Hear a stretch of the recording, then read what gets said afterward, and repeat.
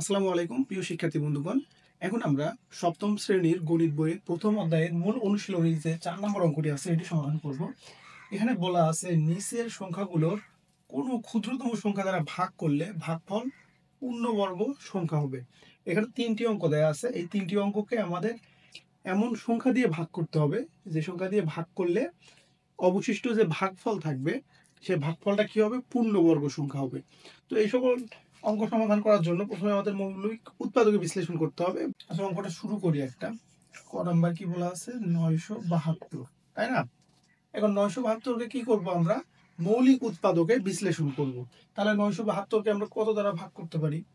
যদি আমি এখান থেকে শুরু করি, 2 দ্বারা যদি ভাগ করি কত? 972। তাহলে কতবার যায়? 4 দুগুণে 8, তারপরে 17, 8 দুগুণে 16, 6 দুগুণে 12। আবার 2 দ্বারা ভাগ করবো। 2 দ্বারা ভাগ করলে 2 দুগুণে 4, 4 দুগুণে 8, 3 দুগুণে 6। এইবার কিন্তু আর 2 দ্বারা যায় না, এখন আমরা 3 দ্বারা দেখবো। 3 দ্বারা করলে 3 আসছে 24, 3 অক্ষে 3। আবার দেখবো যে 3 দ্বারা যায় কিনা। 3 দুগুণে 6, 3 সাথে 21। 3 দ্বারা করলে 3 নং 27, 3 3। অতএব আমরা লিখতে পারি যে 972 সমান 2 গুণ 2, 3 হচ্ছে 2, 4, 5টা 3 আমরা গুণ করে দিব। এখন এইখান থেকে যেহেতু আমাদের কি, আমরা পূর্ণবর্গ সংখ্যার কথা বলতেছি, তার মানে আমাকে স্কোয়ার নিয়ে আসতে হবে বা বর্গ নিয়ে আসতে হবে। বর্গ নিয়ে আসতে গেলে কি করতে হবে? 2 আর 2 সমান কি? 2 এর উপর স্কোয়ার গুণ 1 জোড়া 3 সমান 3 এর উপর স্কোয়ার। এই 1 জোড়া 3 সমান 3 এর উপর স্কোয়ার, আর একটি 3 অবশিষ্ট আছে। এখন যদি আমি এই সংখ্যাকে 3 দ্বারা ভাগ করি তাহলে কি হবে? এই সংখ্যাটি পূর্ণবর্গ সংখ্যা হবে, কারণ এখানে একটা 3 কি আছে? অবশিষ্ট আছে। ভাগ করা মানে ওই একটা 3কে আমি কি দেবো? বাদ দেবো। যদি আমি এখানে ভাগ 3 দেই তাহলে কি হবে? এই 3 আর এই 3 কি হয়ে যাবে? কাটা গেল। কাটা গেলে বাকি থাকে কি? 2 3 3, প্রত্যেকটার উপরে কি আছে? বর্গ। তাহলে আমি যদি 3 দ্বারা ভাগ করি এই সংখ্যাটিকে, তাহলে সংখ্যাটি কি হবে? পূর্ণবর্গ সংখ্যা হবে। এবং শেষে আমরা লিখে দিব অতএব সংখ্যাটিকে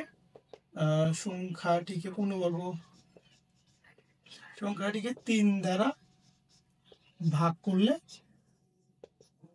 পূর্ণবর্গ হবে।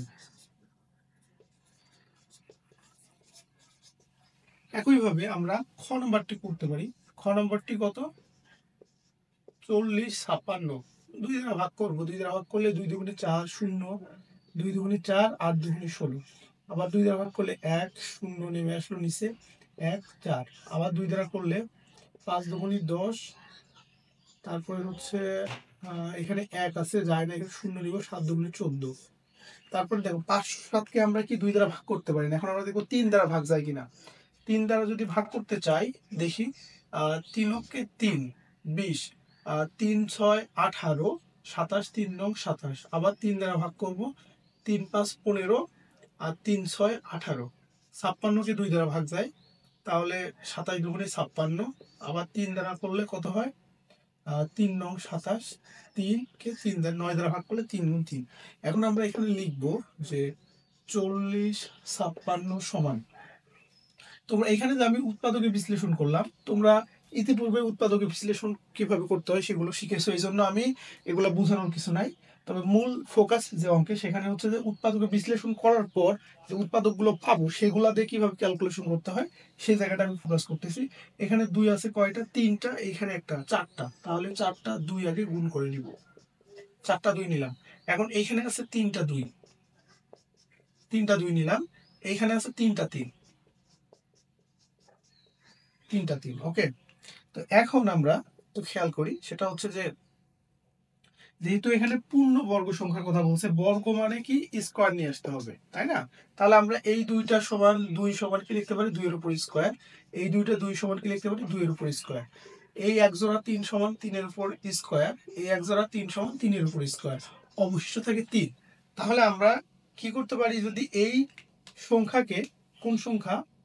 এই যে হচ্ছে 4056কে 3 দ্বারা ভাগ করি, তাহলে যে সংখ্যাটি পাবো, অর্থাৎ যে ভাগফল পাবো, সেই ভাগফলটা কি হবে? পূর্ণবর্গ সংখ্যা হবে। এই কথাটি আবার এখানে আমরা লিখে দিব। তো বাকি একটা অঙ্ক আছে, গ নাম্বার 21,9552। এই অঙ্কটি আচ্ছা করে দিচ্ছি। এই অঙ্কটি, এগুলো খুব জটিল না, তোমরা নিজেরাও করতে পারো।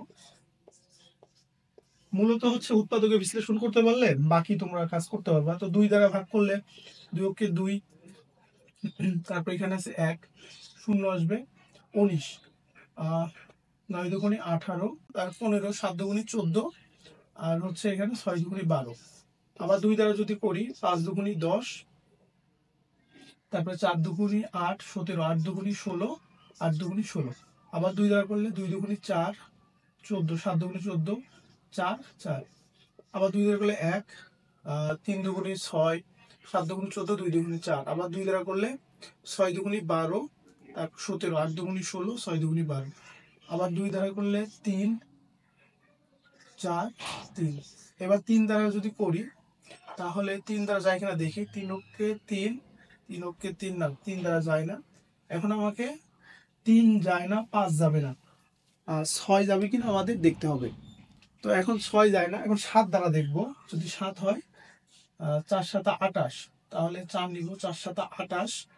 আচ্ছা এইখানে তোমাদের দেখাই, 7 ভাগ 3 4 3, তাহলে 4 7 28, 28 যদি হয় বিয়োগ করলে থাকে কত, 6, 63, 7 9 63 9, তাহলে এখানে হয় 49। আবার 49কে 7 দ্বারা করলে 7 7। তাহলে আমরা এখন উৎপাদক কি কি পেলাম, এখন উৎপাদক গুলো আমরা নিচে লিখবো। কোথায় লিখবো আমরা, এইখানে লিখবো উৎপাদক। তাহলে আমাদের মূল অঙ্ক ছিল 21 9 5 2 সমান, এখানে 2 কয়টা, 2টা 4টা 6টা, তাহলে 6টা 2 লিখবো। 2 4 5 6, 6টা 2 গেল, 7 হচ্ছে 3টা। তাহলে আমরা আগে কি করলাম, উৎপাদকগুলো লিখে নিলাম। এখন আমরা জোড়া করবো। এই 2 মিলে একটা 2 স্কোয়ার, এই 2 মিলে একটা 2 তার উপর স্কোয়ার, এই 2 মিলে একটা 2 তার উপর স্কোয়ার, এই 7 মিলে একটা 7 তার উপর স্কোয়ার, এখানে 7। তাহলে এখানে অবশিষ্ট আছে 7। তাহলে 7 দ্বারা যদি আমি এই 21,952-কে ভাগ করি তাহলে যে ভাগফল আসবে সেই ভাগফলটা কি হবে, পূর্ণবর্গ সংখ্যা হবে। তো এই কথাটা এখানে লিখে দিতে হবে।